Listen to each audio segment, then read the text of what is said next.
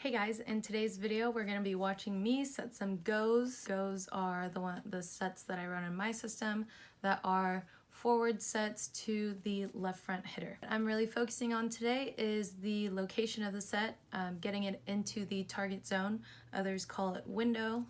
These terms can be used either way. I personally think that location is one of the most important parts to setting the ball.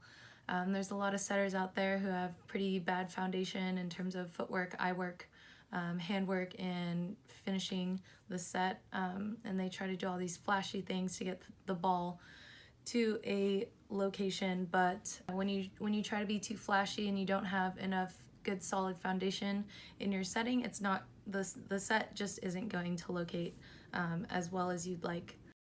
So here we are watching me set. Apparently I'm having a good time and, you know, just getting some fun reps in. I also have a setter's eye catching my sets as well as a friend tossing for me.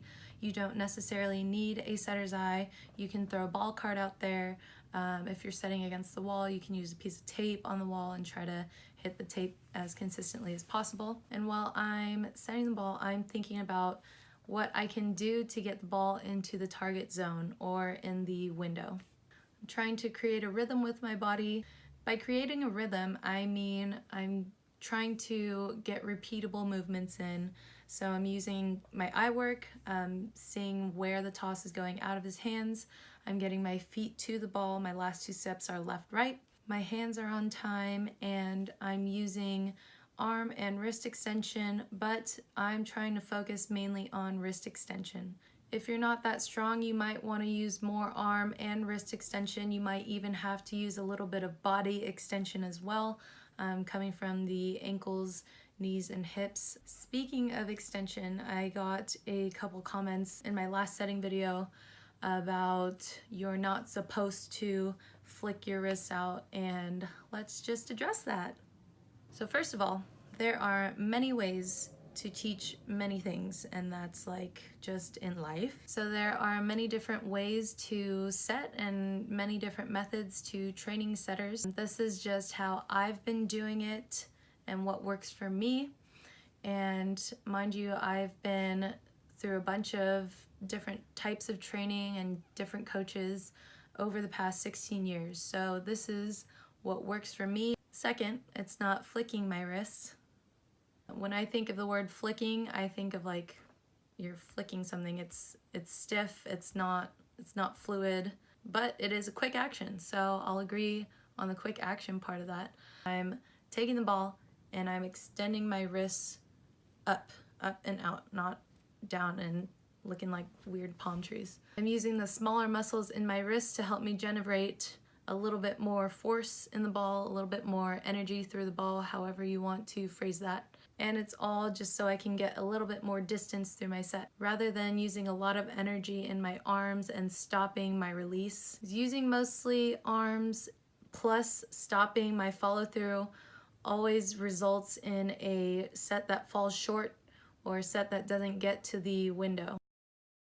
And that's for me. If you are completely capable of using a lot of energy through your arms and no usage of the wrists, and you can locate the ball accurately all the time, then go for it. If that works for you and that works for your system, then you keep doing what you're doing. But I'm just showing you guys what I do in order to get the ball into the target zone as consistently as I can. In terms of starting position, just choose a position that is comfortable enough for you to be able to set a perfect pass and something that allows you to move efficiently to a pass that's not perfect, whether you have to be on the run, all that stuff. So just choose something that allows you to comfortably set anything. For me, sometimes I start with my arms down. I'm trying to figure out what the best starting position is for me at the moment. Like I said, it can change over the years, and that is completely dependent on the athlete. So as I'm watching myself set, I do need to try to get the ball in the same place a little bit more, but because I've just been setting a lot over the years, I know that my hands can do a lot of manipulation of the ball.